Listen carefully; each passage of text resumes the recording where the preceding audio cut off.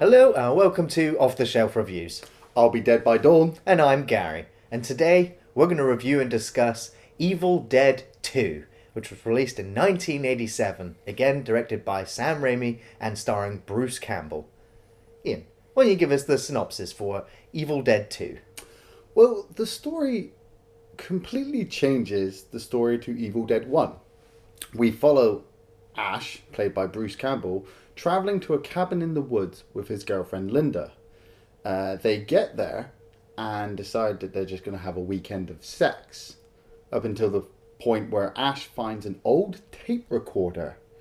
He plays the tape recorder and hears from Professor Nobi how Professor Nobi has been staying at the cabin translating the Necronomicon et Mortes, the Book of the Dead.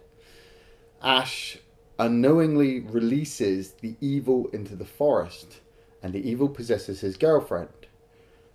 He then kills his girlfriend and has to survive the rest of the weekend. You can, if you want to, just start the movie at the exact moment that Evil Dead 1 finishes. Yeah. Because if you take away that beginning bit, you can literally edit where it just goes from Evil Dead 1 straight into Evil Dead 2, Yeah. where Ash is still alive and not killed at the end of the movie. Because Sam Raimi, it bared no bones. The first Evil Dead, no one survives. Everyone is dead at the end of that film. The Force wins. Was the second film starts exactly where the Force would have killed Ash, but instead decides it's going to torment him some more. Yeah. And sends him in one of the craziest shots in the entire film, where Ash is sent miles, literally, through the woods, being smashed off of trees, off of branches, off of leaves, and then he gets dropped into a puddle and nearly drowns.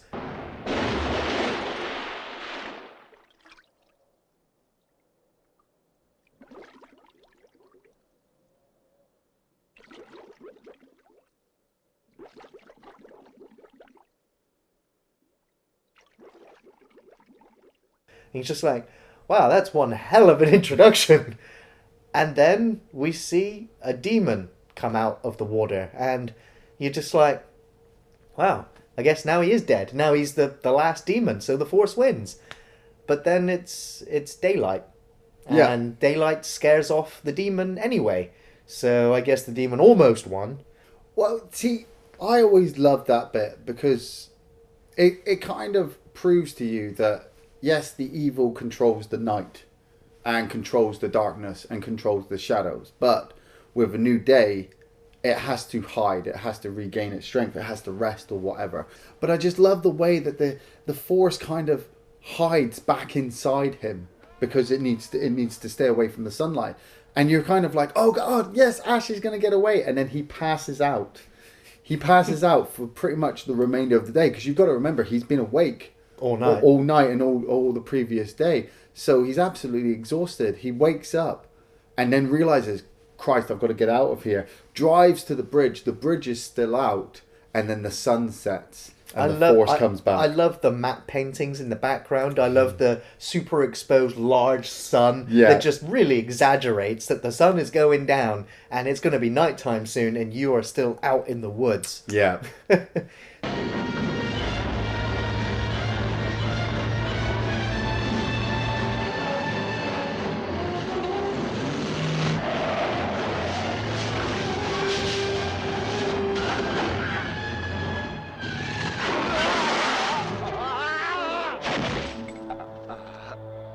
And this, for me, is where the film begins, because the first sort of 30 minutes of the film is just Bruce Campbell on screen, and he carries the film on his own. Yeah.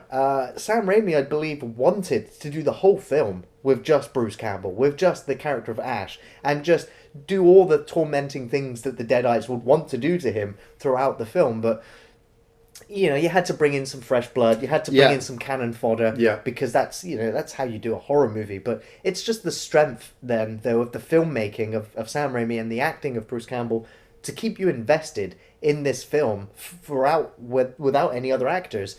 The pacing of what's going on in the cabin is broken up occasionally, where you are introduced to Professor Nobi's daughter and her boyfriend, or I think it's Professor Nobi's assistant. Yeah. And so then they're like, yes, we've got the remaining pages of the book, which is why the evil wasn't destroyed at the end of Evil Dead 1, because when you burnt the book, you Yeah. didn't have all the pages.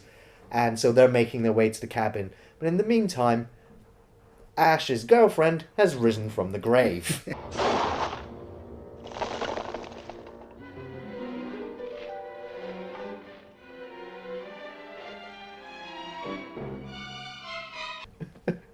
I love the dance that she does outside. It was actually their dance teacher from the school that they went to that did the routine, and then they just animated on top of her. Yeah. And I love the bit where she rolls her head back and forth and the little scream she gives as she jumps over the branch.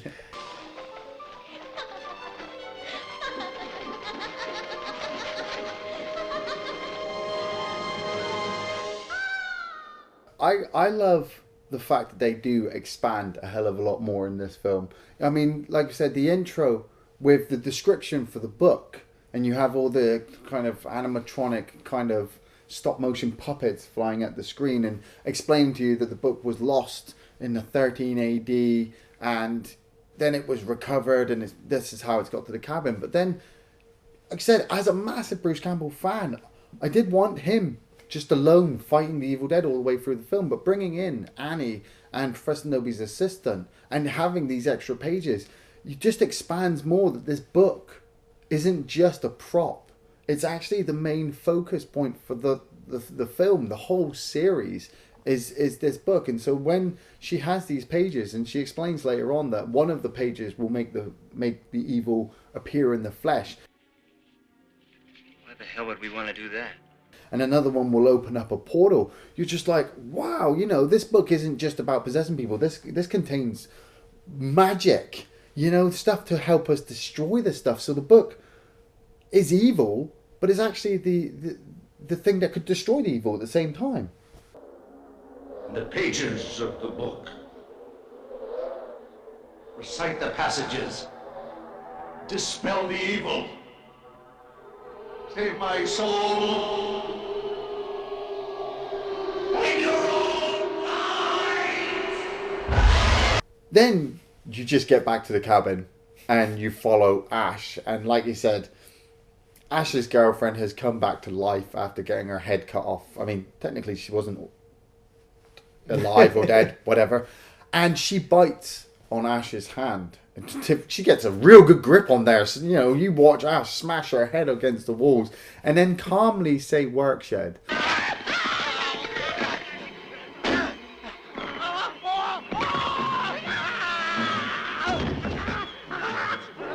Work shed. I never understood that bit. Well, I think it was actually dubbed in on top afterwards, which is why it sort of doesn't sound like it sinks in properly with the scene. Work shed. It's just so brilliant. He ends up taking the head to the work shed and sticks it in a clamp, chainsaws up her head, chainsaws up the body, you know, finally destroys her. But it turns out that the evil has managed to get in through the bite mark and possesses Ash's hand. Although this is just iconic as well. Him smashing the plates on his head, smashing his head into the shelves, the sink, the floor, the side. I mean, we know that these are all, you know, easily breakable objects. You know, they've got past the safety of the first film. Yeah. And now they've got breakable objects. But it's the way that it's just sped up just enough for it to be that slapstick sort of comedy before actually the horror of him being scarred and being brutalized by his own idle hand. It just cements how awesome Bruce Campbell is, that you can watch him play his own hand.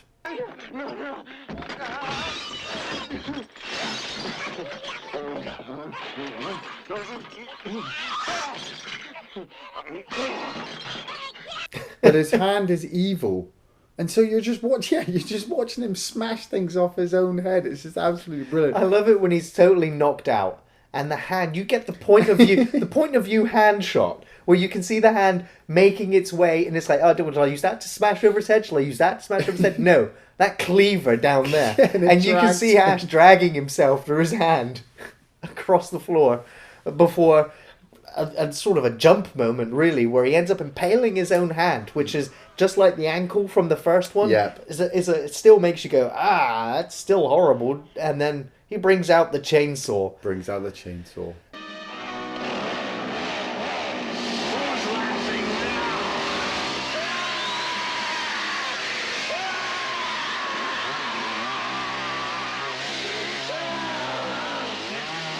And the blood splashing in his face, and it's just like, damn, this guy's not going to get a break. And then the comedy's right there again with the farewell to arms gag. Not just that, the hand escapes. Ash puts a bin over it, and the hand escapes. I like the fact that the hand makes sound effects like a rat or a mouse.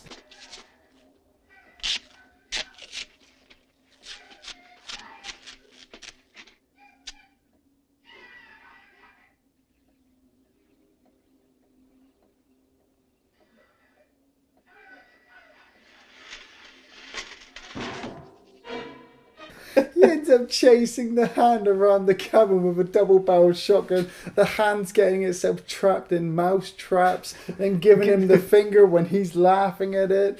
He blows holes in the wall. Blood splashes him all in the face. It just goes absolutely crazy. And from there, not that I'm going to get into my favourite scene, but it is one of my favourite scenes, is when he is going absolutely crazy in the house. He's shooting shots out of the window, and then all of a sudden the moose head turns to him and just starts laughing.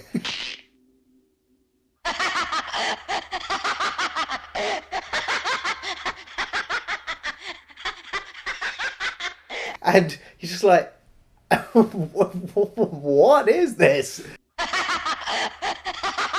And then the lampshade starts laughing.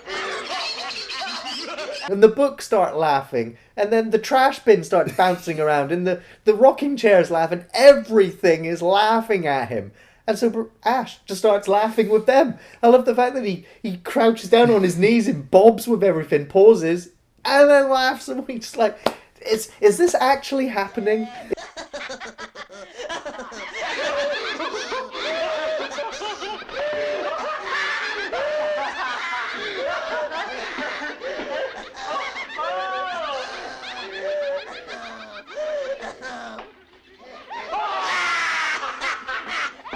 Is the evil doing this, or is he just literally lost his shit?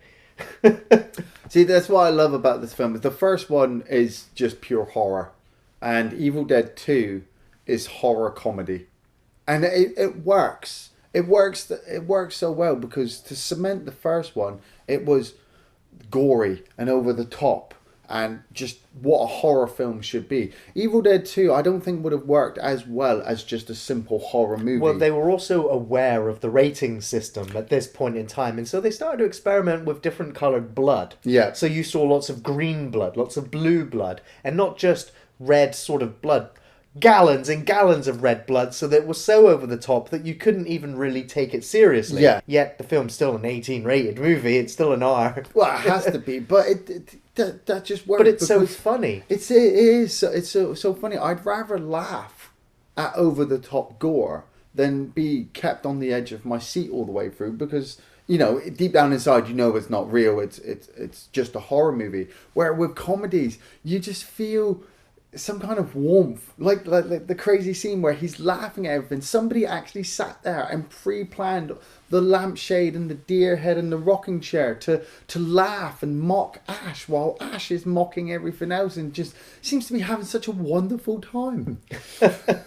Well, I don't think that the making of this film was as grueling as making the first one was, but I do like the fact that a lot of the film was filmed in the gymnasium at their school.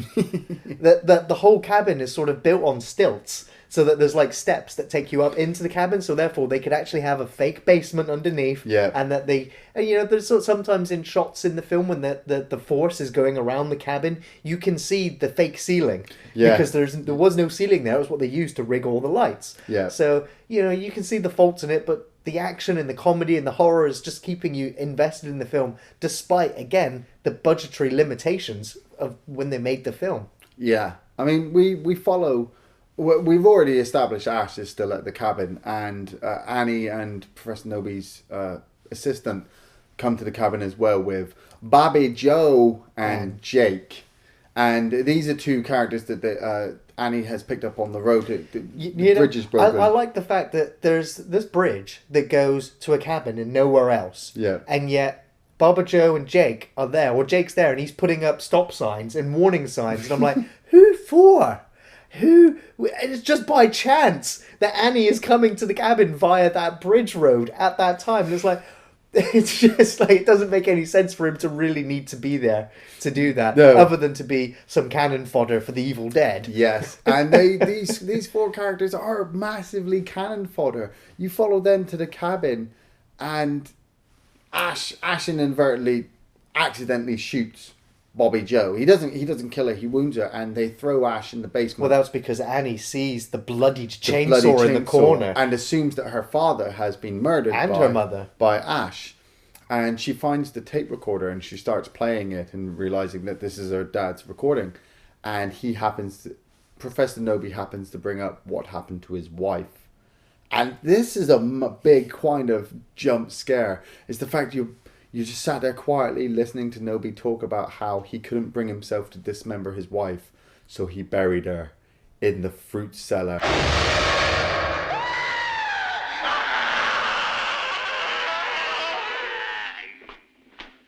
What was that? And yeah, the birth of Henrietta. Yeah. Ted Raimi, really, in his first breakout role as this horrible monster.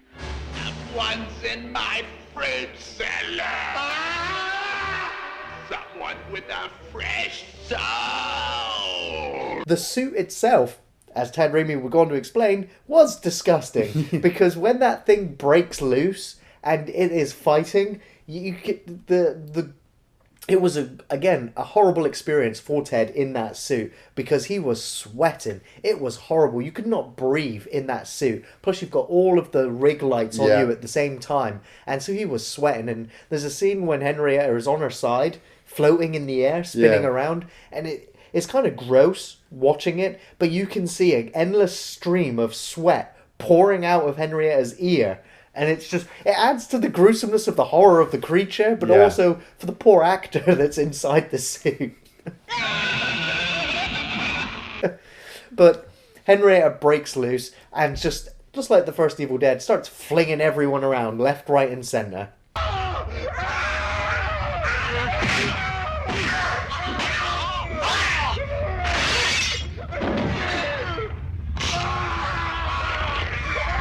It's absolutely brilliant. Her eye comes flying out into Bobby Joe's mouth. It's one thing that always makes me laugh in the whole film.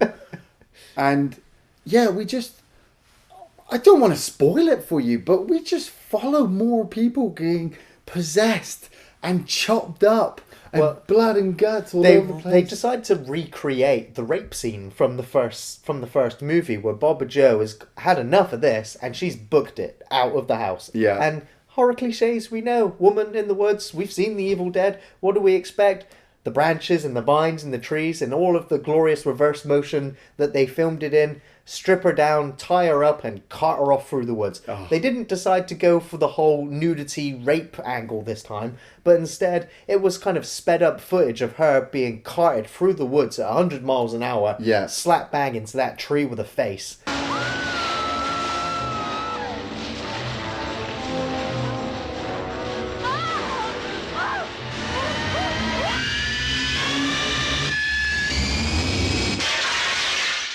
It's just, it's ended badly for her. I love that. I love that edit. The fact that you're watching her speed towards this tree and then it cuts to them smashing the glass. Yeah. And it's just so symbolic. Yeah. Because you just know that she has just ploughed or been swallowed by that tree. Yeah. And she's gone.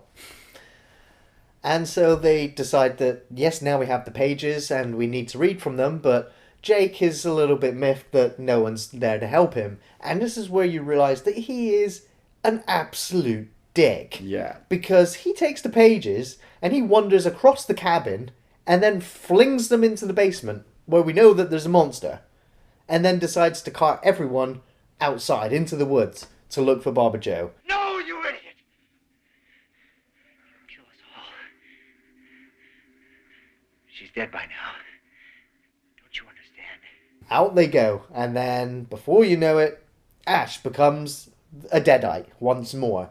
And so panic as characters all go running off in different directions, and you're now wondering who to follow. Because we followed Ash this entire time. We followed him from the first movie. We've got to this point, and now he's a Deadite again. And so it's like, well, I guess Annie is now the lead part. It's like, it's going to follow the traditional horror tropes of now you have your female heroine. Everyone else around her is either an idiot or dead or a demon. And she's going back to try and get the pages and to work on everything.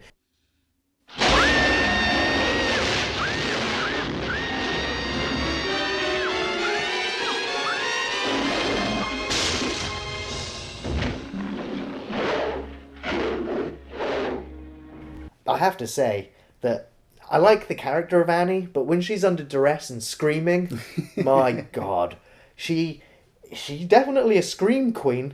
Definitely, for me, though, the most irritating scream queen of them all.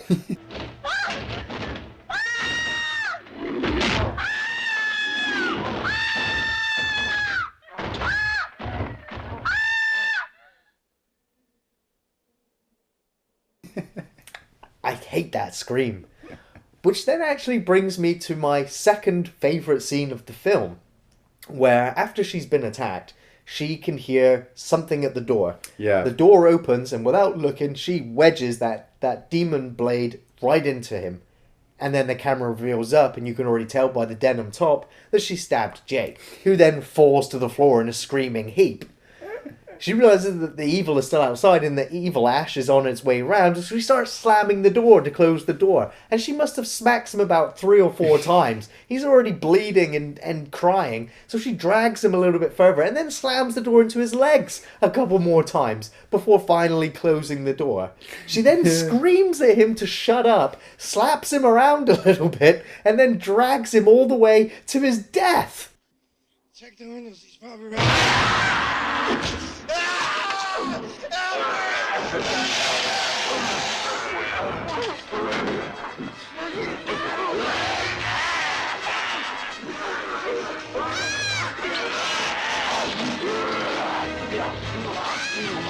It's just like, yeah, that character was a dick, but you didn't really need to do all that to him. And then we get that gore effect. I mean, you see him getting dragged in, you see him holding on to the basement lid. He doesn't want to go in there.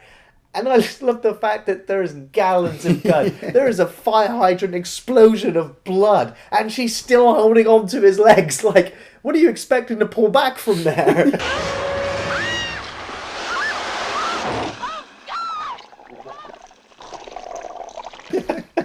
We do see the remains of Jake later on, and he's just a skeleton in denim clothing. For me, this is the point where Ash becomes the proper hero character that we will know Ash for, because he's already been possessed once at the start, but not for that very long. And then he was kind of like a bumbling idiot through most of the film, up until he gets possessed the second time.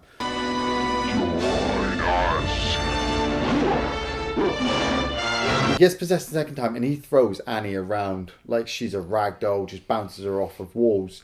But he spots the necklace, the same necklace from Evil Dead 1, and the one that he gave Linda in this one. And he fights against the evil and becomes human again. But it's the point where Annie is trying to kill normal Ash with the axe. And I just love the fact that she tries to attack him. He stops her and says, "I'm all right." And then goes and has a rest. And she just goes to attack him the second time. And he's like, are you listening to me? I'm all right. And it's at that point where I'm like, he's fully got control of himself now. He knows exactly what he needs to do. And he's not taking any more shit from these Deadites. Which is good, because now you have these two characters that know what's going on, and they know what they've got to do, and they can work with each other.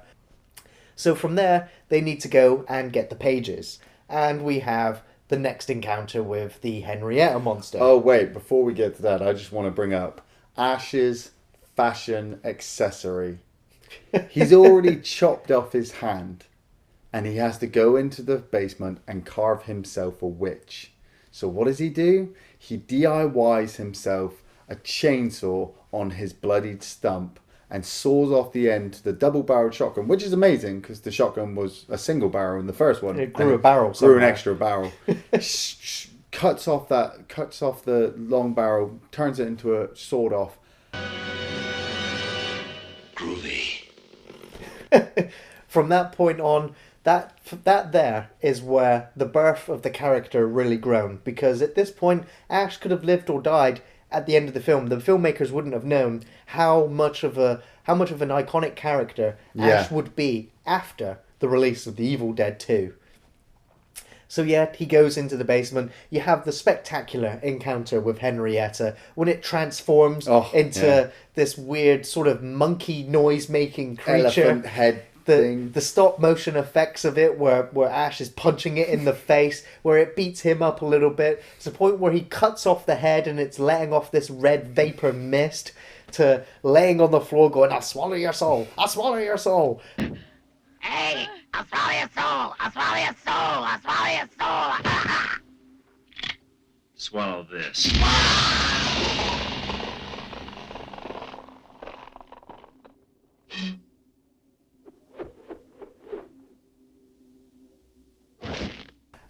However, the evil entity is not happy with the fact that it's now killed its last remaining deadite, and so decides to attack the house itself with the trees. Yes. Annie has used one of the passages to turn this thing flesh. And I do really, really enjoy this ending because, well, not only does it lead up to one of my most all-time favourite films of all time, but it's the fact of she's turned it flesh, and so she brings in the second spell to send it back through time. And the hand comes back with the dagger and stabs her in the back.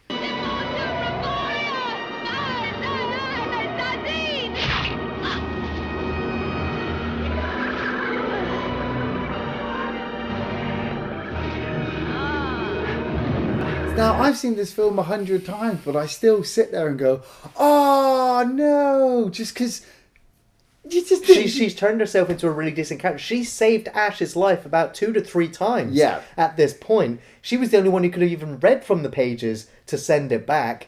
And it's she stabbed in the back, and you're like, that's kind of brutal. They kind of made a good double act. But even as she's dying, she still keeps on reading the pages. Yeah.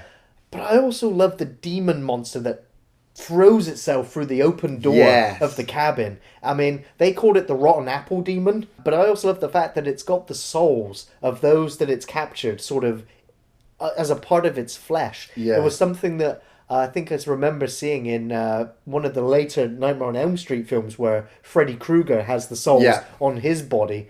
It's also kind of weird that Ash has his soul as a part of the monster, but the monster was just about to kill him, so I don't really understand how it has his soul.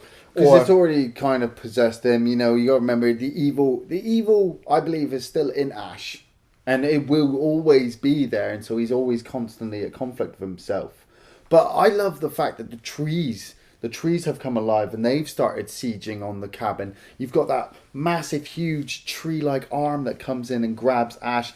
Love the shot where Ash is looking at the evil and his hair turns white and the flower dies. I always like the flower wilting next to that as well. Yeah. And he just turns to Annie and says, "Just look, don't look." Because at this point, you know, Ash is the main character. He's kind of tainted by the evil, but that makes him strong enough to stand up against it.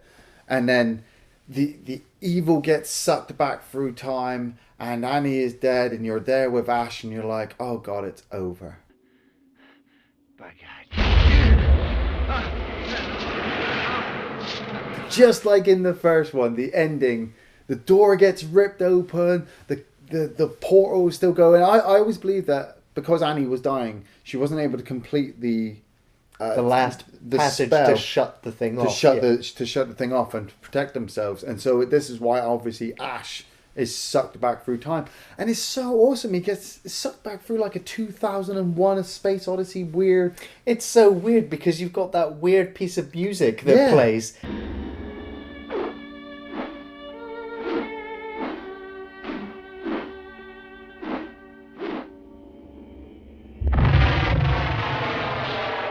He's back in the medieval period. Surrounded by knights in armor and men on horses. Castle in the background. Castle in the background. And you flick back to the image that you'd seen Annie show him of a promised one that was supposedly dispelling the evil back in ancient times. What is that? 1300 AD, they called this man the hero from the sky. He was prophesied to have destroyed the evil. Didn't do a very good job. Did you think it was going to be Ash? No. What's wrong? Felt like someone just walked over my grave. So, is that portal still going? Is it still open outside the cabin? Possibly. Because no one's ever turned it off. It's just there. Don't never go to that cabin. It's just a gateway into 1300s.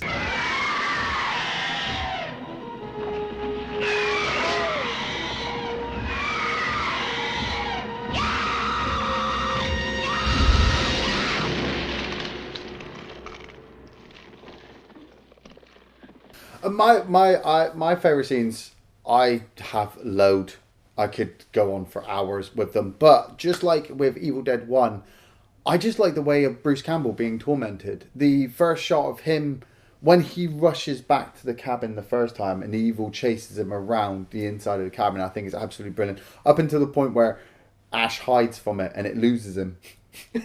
And then you get that double take of the Force looking around like, where's he gone? Where did they go? And it just escapes, and you realise Ash is hiding in the basement. That's brilliant. And another favourite scene is when Ash has just chopped up Linda, and he's starting to lose it at this point, and he walks up to the mirror just like in Evil Dead 1, and he says to himself, we're fine.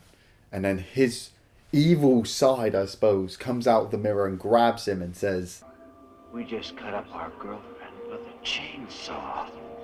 Does that sound fine? It's great. It was a great effect that they built the entire set behind that wall, so that it looked like a real mirror. And of course, they got a double in for Bruce Campbell to stand there, and they matched up the blood and the effects, and it's so difficult to tell the difference. Yeah. So I love the double take afterwards where Ash is looking in the mirror and he's like, just to check. Yeah. So I wholeheartedly recommend Evil Dead 2. It was never originally my favourite in the trilogy, but it's the one that I always watch the most, because for me personally, if I'm ever having a bad day, there's only one film that ever gets me out of that rut, and that is to watch Evil Dead 2. Because no matter how shitty a day you're having, it is nowhere near as shitty as the day that Ash is having. And because the film is so lighthearted and so fun, and it plays upon all the cliches, you cannot help but have a good time with the film. Yes, tonally it shifts from being gory, violent horror to being ridiculous slapstick comedy, but that's Sam Raimi. That's Bruce Campbell. That's the sort of people they are. That's the sort of films they like to make. And they put their heart and soul into this film, and I absolutely love it. I watched this one more than any of the other Evil Deads in the franchise. It's the birth, really, for the Ash character. Yeah. They got to play around with special effects. They got to see what they could do with making a movie with still very little amount of money. The Evil Dead 2, it's ingenious. The practicality of it, the music, the editing, the camera work, all of it is just brilliant for everything that would make cult movies what they really are. Yeah. Evil Dead 2. It's fucking amazing, basically. You've just come off the back of a banned, gory, over-the-top horror movie, and you've just been dropped right back into another gory horror movie, but with elements of comedy. It's again one of those few situations where sequels, the second one has outdone the first in so many ways. And Bruce Campbell, he becomes Ash, and Ash is just iconic. So highly recommended. Groovy. Thanks for watching Off the Shelf Reviews.